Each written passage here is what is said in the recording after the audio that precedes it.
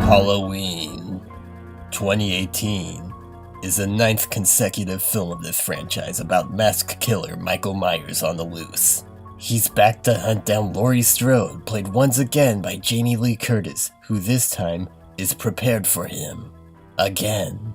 They should have called this H40 instead of just Halloween. Like, that's not going to confuse people. The Halloween franchise has always been one of more misses than hits. Kinda like most horror franchises, actually. What started out as a solid and well-directed slasher built on atmosphere and suspense turned into this formulaic gore show where every episode, except for that one, is about that rascal Mike Myers on a killing spree again. Oh wait, whoops. Doc said Michael Myers. This is Mike Myers. It should be the Halloween mask. This is a Halloween mask. No, the killer dude from Halloween. Oh, you mean Jason? No! The announcement of yet another one of these damn things was inevitable, but the news that not only will it be honed by the duo behind the smash hit Your Highness, but Jamie Lee Curtis was coming back just when everyone thought she was done with this shit, really helped spark interest into what would have been another forgettable remake made to fade away from existence. He apparently came back because the duo worked hard enough on the script to warrant her return, and as soon as it was released, it did really well critically and exceptional financially, bringing the Halloween franchise back on full force. So with all this hype of box office records and good reviews,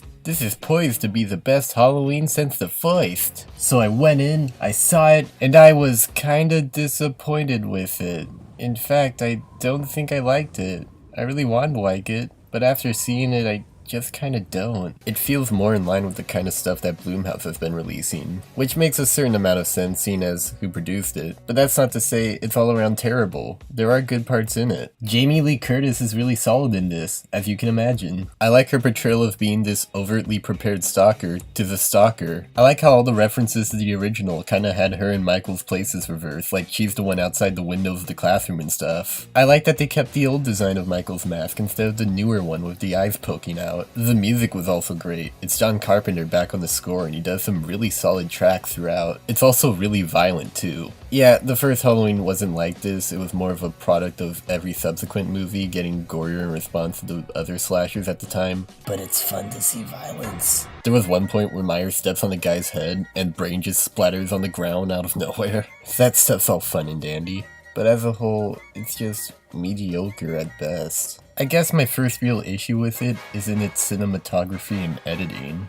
It's shot very handheld, which is quite the stark contrast from the Steadicam feel of the earlier ones. And it doesn't help that it keeps cutting away fast, not giving shots enough time to linger. There are maybe a couple alright looking ones, but that's when the camera is actually staying still and not cutting away. It honestly looks like a comedy, which I guess makes a certain amount of sense given the people involved. But that does lead to another confusing thing about the movie. It kinda wants to be a horror comedy, or at least that's how I take it. Now I don't have a problem with that at all. Some of my favorite horror movies are comedic. It could be a great way to bring in levity, but a lot of the jokes here just feel really stupid. There's this idiot dad character who says embarrassing things, and he felt like he walked out of a Fox sitcom or something. There's also this awkward teenage dude who's in love with the main girl, and that was just cringy. Honestly, anything to do with teenagers in these movies are pretty dumb in general. I can tell they had a few interesting ideas, such as in a scene where characters are talking about the killings from the first movie, and they mentioned how something like 5 people died from that, which, in comparison to America today, where there's a mass shooting every week, that number feels like kind of nothing. Which, alright, that is an interesting topic to bring up, and it makes sense that the teenagers are the one to bring that up. I was also entertained by the babysitter and the kid. They had a fun dynamic. But other than that, all the teens suck.